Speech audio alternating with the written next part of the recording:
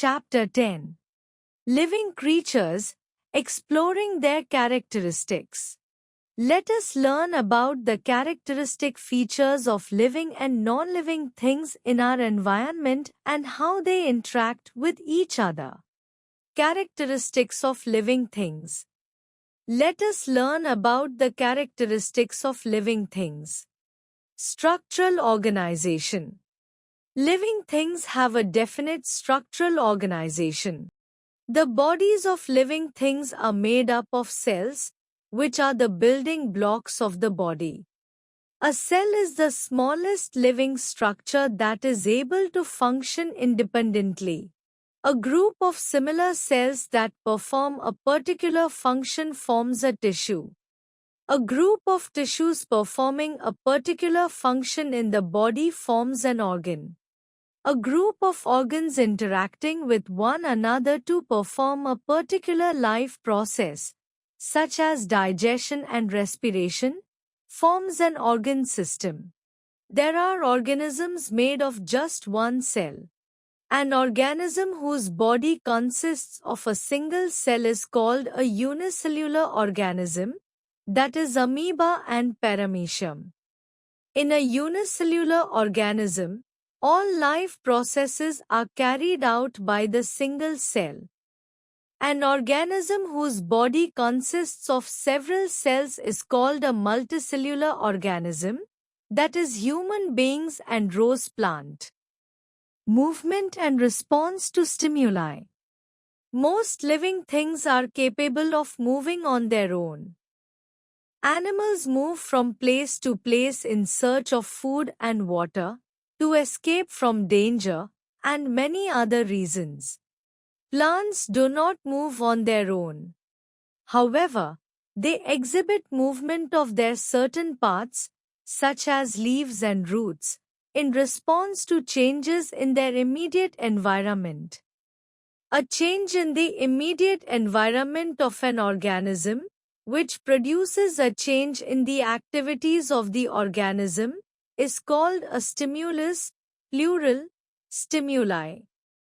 An organism's reaction to a stimulus is called a response. Leaves of touch me not curl up when touched. Here, touch is the stimulus and curling up of leaves is the response. Shoot of a plant grows towards the light and the root grows towards gravity. Here, light and gravity are the stimuli and plant growth is the response. Growth and development. Living things grow. For example, a child grows into an adult and a seedling grows into a plant. Growth in living things is irreversible. For example, we cannot get the seedling back from the plant. Excretion. Living things remove wastes from their body by the process of excretion. Most animals excrete solid wastes in the form of feces, liquid wastes in the form of urine, and gaseous wastes in the form of carbon dioxide. Gum, resins, and latex are wastes given out by plants. Respiration. The process by which living things utilize oxygen to release energy stored in the food they eat is called respiration. Plants and animals respire all the time. Breathing is a part of respiration. By breathing, we inhale air that contains oxygen. It is through respiration that this oxygen is used by the body to obtain energy from food. Plants also respire to obtain energy from the food they make by photosynthesis. Thus, respiration is a vital process for all living organisms. Reproduction. Living things have the ability to reproduce more of their kind through reproduction. Different organisms have different means of reproduction. Plants reproduce mostly through seeds. Animals reproduce by either laying eggs or giving birth to young ones. Nutrition. All living things need food. Green plants manufacture their own food by photosynthesis. Hence, they are called autotrophs. Auto means self, trophy means food. Animals cannot manufacture their own food, hence, they are called heterotrophs. Hetero means different, trophy means food. They depend on plants and other animals for food. Lifespan and death. All living things follow a cycle of growth and development in which an organism takes birth, grows into an adult, grows old, and dies. This is known as the life cycle of the organism. Difference between living and non-living things. Living things, non-living things. Living things are made up of cell. Non-living things are not made of cell. They excrete and get rid of wastes. They do not produce wastes. They reproduce new offsprings. They do not reproduce. They need food and air to stay alive. They do not need food or air to stay alive. Living things follow a cycle of growth and they finally die. Non-living things do not grow or die. Essential conditions for germination of a seed. Have you ever watched a tiny seed turn into a big plant? It's fascinating how something so small can grow into something so large. To understand how this happens, we need to learn about the conditions that seeds need to start growing. How do plants grow and move? Have you ever wondered how plants know which way to grow? Imagine if a plant could see where the sunlight is coming from, or if it could feel if it's right side up or upside down. Plants might not have eyes or brains like us, but they have their own clever ways of responding to their surroundings. Life cycle of a plant. Plants, like all living things, go through different stages in their lives. This process is known as the life cycle of a plant. Let's explore how a tiny seed grows into a mature plant and produces new seeds. Understanding the life cycle of a plant. Seed stage. A seed is planted in the soil. Germination.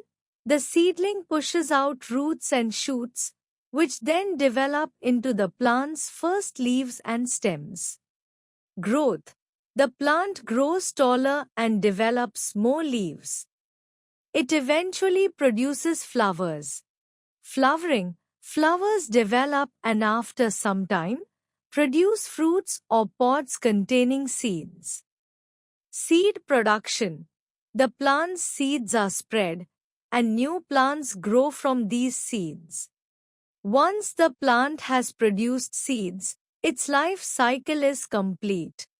The plant eventually stops growing and dies, but the seeds give rise to new plants, continuing the cycle. By observing your bean plant, you can see how it grows, flowers and produces new seeds. This cycle of growth, reproduction, and eventually death is essential for the survival of plants and helps them spread and continue their species. Life cycle of animals. We've learned about how plants grow and change. Now, let's discover how animals grow and develop through their life cycles. Life cycle of a mosquito. You might have noticed mosquitoes buzzing around. Female mosquitoes are known for their blood-sucking habits and can spread diseases like malaria and dengue. But did you know that mosquitoes go through different stages in their life cycle? Understanding the life cycle of mosquitoes pass through 4 stages in their life cycle: egg, larva, pupa and adult. The adult mosquito that emerges from the pupa rests briefly on the surface of water and then flies away. The adult mosquito may survive for 10 to 15 days. We have seen that a mosquito begins its life as an egg, Stage I, the egg develops into a larva. Stage 2, the larva grows into pupa. Stage 3, and the pupa transforms into an adult mosquito. Stage 4. The adult female mosquito lays eggs directly on or near water, and the cycle continues. Significant changes occur in the appearance, body shape, and structure during the various stages in the life cycle of a mosquito. The shape of the egg is quite different from that of the larva. The larva, in turn, appears very different from the pupa. Likewise, the pupa appears very distinct from the adult mosquito.